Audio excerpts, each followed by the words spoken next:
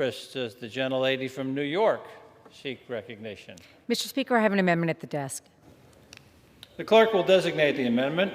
Amendment 32, printed in Part 8 of House Report Number 117-405, offered by Ms. Rice of New York. Pursuant to House Resolution 1224, the gentlelady from New York, Ms. Rice, and a member opposed, each will control 5 minutes. The chair recognizes the gentlelady from New York. Support of my amendment, which will ensure the Department of Homeland Security and Federal Bureau of Investigation are able to comply with statutory requirements to report to Congress on the domestic terror threat.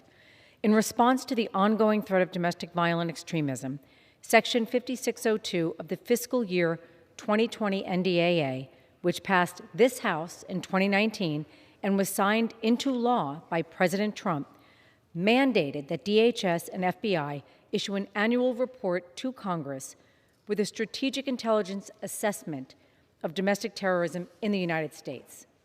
This report is required to include information on domestic extremist incidents, investigations, and prosecutions, as well as an assessment of how law enforcement intelligence, personnel, and resources are deployed to meet the domestic terror threat. This is essential information for Congress as we continue our work to understand and counter domestic terror and the threat it poses to our democracy and the rule of law.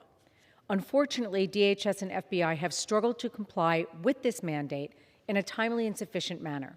The first Strategic Intelligence Assessment and Data on Domestic Terrorism report was 10 months late, and it included incomplete and insufficient information that failed to meet the content requirements laid out in the law. A second annual report has not yet been released, though it is well past its due date. My amendment is very simple.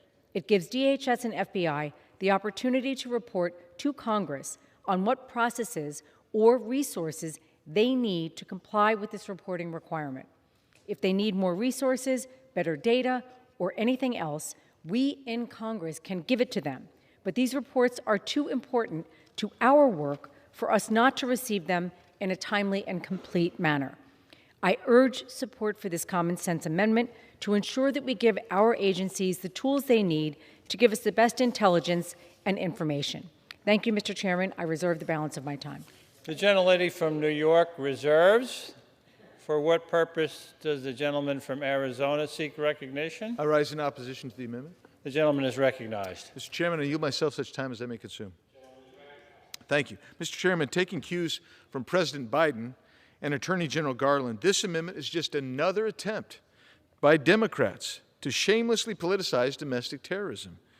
In a memorandum dated October 4th, 2021, Attorney General Garland directed the FBI and all U.S. attorneys' offices to address the, quote, disturbing spike in harassment, intimidation, and threats of violence, close quote, at school board meetings. Although the Attorney General's memorandum did not specifically mention domestic terrorism, the Justice Department's press release accompanying the memorandum noted the involvement of the National Security Division. A whistleblower alerted the Judiciary Committee that the FBI's Counterterrorism Division has been responsible for implementing the Attorney General's directive and that the FBI had created a unique threat tag to track investigations against parents. And we know from other whistleblowers that the FBI has opened dozens of investigations into parents as a result of Attorney General Garland's memorandum, including one into a mother who was merely part of a group called Moms for Liberty. The Attorney General's memorandum was the product of a letter from the National School Board Association to President Biden. That letter triggered the Attorney General's memorandum, which equated parents with domestic terrorists and urged the Biden administration to use federal authorities, including the Patriot Act, to target parents who happen to show up at school boards.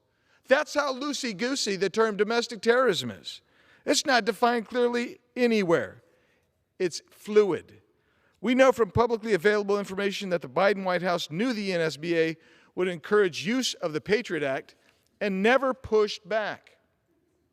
Instead, President Biden called up the head of the NSBA and invited her to the Oval Office.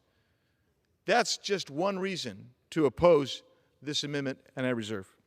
The gentleman reserves. The gentlelady from New York is recognized.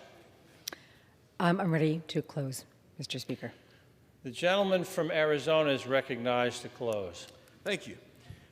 Mr. Chairman, the Justice Department is not alone in abusing domestic terrorism powers. On February 7, 2022, DHS issued a National Terrorism Advisory Bulletin warning that the United States remains in a heightened threat and citing so-called mis, dis, and malinformation as a source of the increased threat environment. Does that sound like they've got that nailed down and how it's defined? According to DHS, the purpose of allegedly misleading narratives and conspiracy theories is to increase societal friction and undermine public trust in governmental institutions. It cited two examples, quote, online proliferation of false or misleading narratives regarding unsubstantiated widespread election fraud and COVID-19, close quote. That used to be called free speech. Although DHS has admitted that conditions underlying the heightened threat landscape have not significantly changed over the last year, it cited the proliferation of false or misleading narratives which sow discord or undermine public trust in U.S. government institutions as one factor why threat environment remains elevated. The bulletin itself is further evidence of how the Biden administration has used existing counterterrorism resources as a tool to target and silence citizens who disagree with government actions. If you have a heterodox point of view from the Biden left stream orthodoxy, they consider you a domestic terrorist. We should not be further enabling these actions. I urge a no vote on this amendment, and with that, I yield back. The gentleman yields back his time.